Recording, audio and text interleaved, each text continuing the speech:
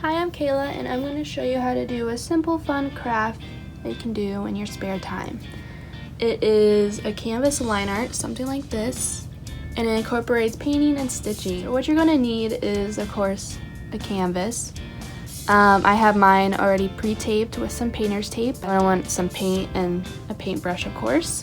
What you're also going to need is some thread and some needles. You're going to want to get a design where you can make your own, some tape, and then I just have the painter's tape marked at the 4-inch line going horizontally, and you can decide which side you want to do. I chose to paint on this left side right here, so you're going to want to tape on the right so that there's less of a chance of getting paint on that side. So what I'm going to do is actually mix some paint so that I can create my own color. I'm just going to start with a little dot right here, and I'm just going to tone it down with some white. And you want to make it so the white, there's not as much white as there is green.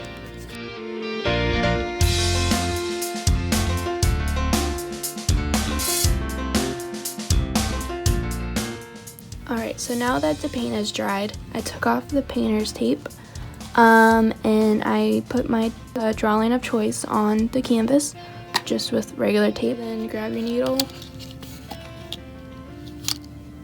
and then, especially if it was just straight lines, I would make it pretty far apart so that you don't have to repeatedly make small stitches.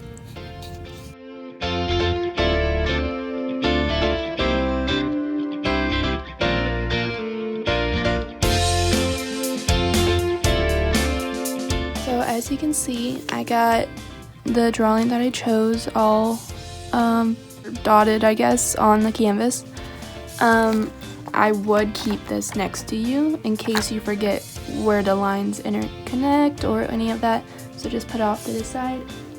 And then now you can grab your thread.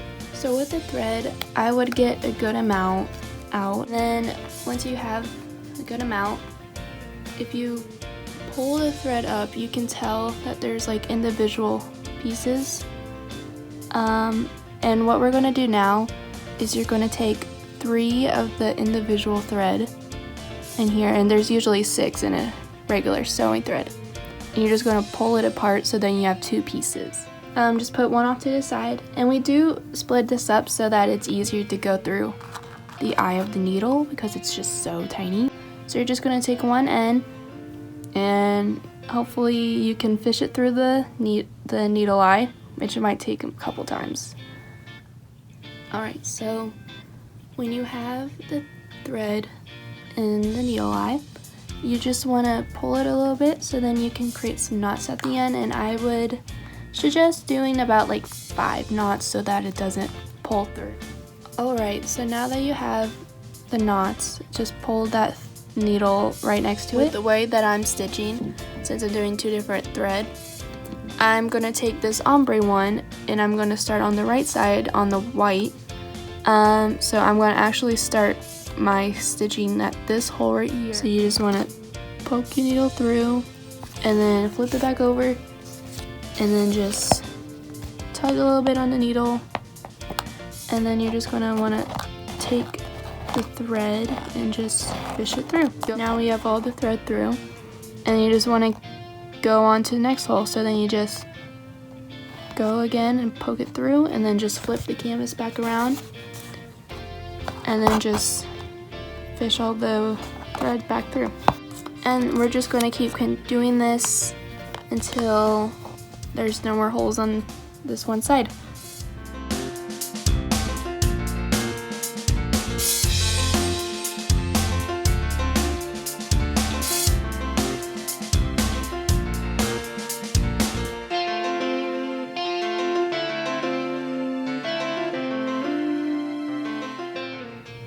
Alright, so at this point, I am pretty low on thread, as you can see. You just want to make sure it's on the back side so it's not out here.